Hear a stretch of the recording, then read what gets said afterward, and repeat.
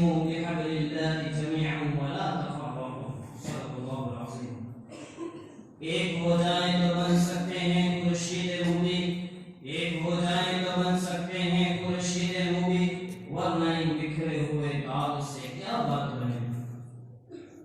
جناب صدر، حضرات حکم اور سامعین کی وفا، اسلام نے مسلمانوں کی جہاں ہر موڑ پر رہنمائی کی ہے وہیں اتحاد اتفاق کا سبب بھی دیا ہے.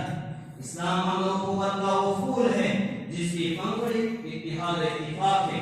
اسلام وہ مذہب ہے جس کے ہر جز سے اتفاق ٹپکتا اور انتشار ختم ہوتا نظر آتا ہے.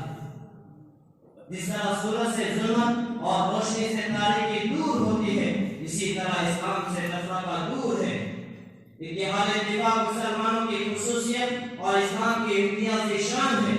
اسلام اتحاد اتفاق کا درس اور پیغام محض مقامی، وطنی، قومی یا ملکی سطح پر لے کر نہیں آیا، بلکہ آفاق عالم حد تک دنیا کے تمام لوگوں کو ایک پلیٹ فارم پر جمع کرنے کے لیے آیا ہے. جیسا کہ ہمارے اسلاف کا درس تھا جس پر اس وقت کی تاریخ بھی موقع تصدیق خبر کرنے پر مشہور ہے. اس کے برعکس اگر دیگر ممالک دیگر مذاہب پر نظر ڈالی جائے تو وقتی طور سے ان میں فعال اتحاد نظر آتا ہے، جبکہ اسلام کی پاکیزہ تعلیمات میں انتشار کو ختم کر کے ہمیں صاف اتحاد کی دولت سے ہم آہنگ کیا ہے.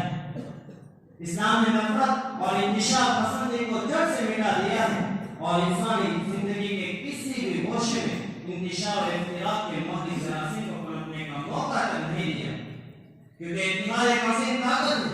اگر اتحاد ہو تو زمانے کا نظام بھی بدلا جا سکتا ہے.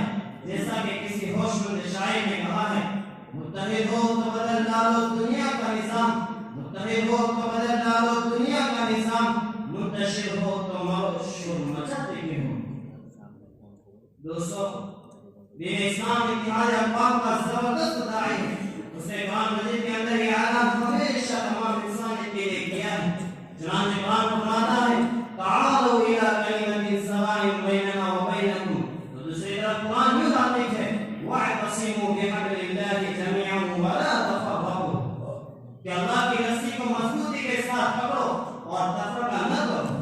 اسی اتحاد کی طاقت سے اسلام کی زبردست اشاعت ہوئی ہے، کیونکہ اسلام کی تبلیغ اور اس کے نشر و اشاعت کے معاملے میں مصر و متحد تھے.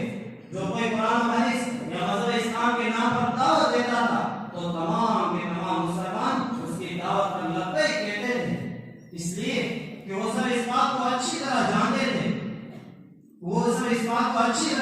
تھے کہ اسلام کی تبلیغ و اشاعت، حفاظت و حمایت کے معاملے میں اختلاف کے آڑ دے کر اسلام کے لیے سرائی کرنے سے باز رہنا در حقیقت اسلام سے غداری ہے، خدا اور رسول خدا کی بیعت کو توڑنے کے مترادف ہے.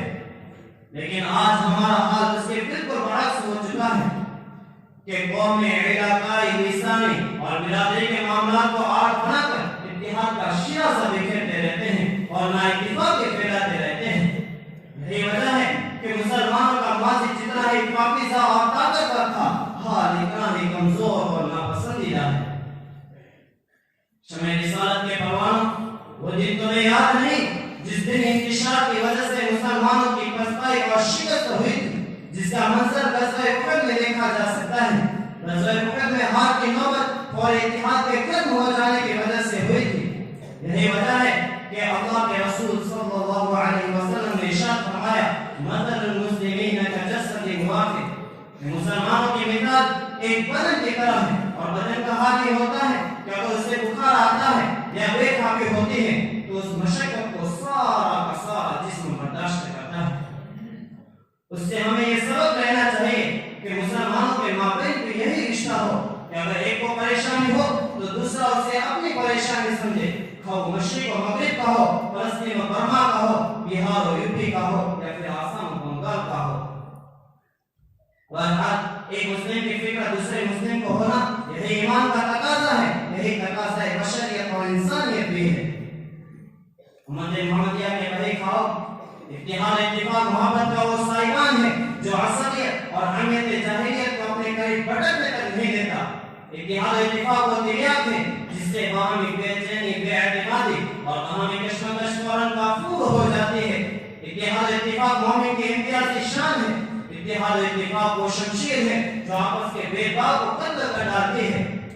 اسی واسطے وطنی، ملکی، مسلکی جھگڑوں کو چھوڑو، بے باک کو ختم کرو، جزوی اختلافات کو پسے پشت ڈالو، چولی دامن جیسا اتحاد قائم کرو، رشتہ ناتا منتوں کی تفریق کو ختم کرو اور کونوا عباد اللہ اخوانا کی مصداق بن کر اپنی جمعیت کی حفاظت کرو۔ اسی میں ملت اسلامیہ کی آبرو ہے۔ جیسا کہ کسی ہوشمند شاعر نے کہا ہے، آبرو باقی تیری ملت کی جمعیت سے ہے، آبرو باقی تیری ملت کی جمعیت سے ہے، جب یہ جمعیت دنیا میں رسوا ہوا۔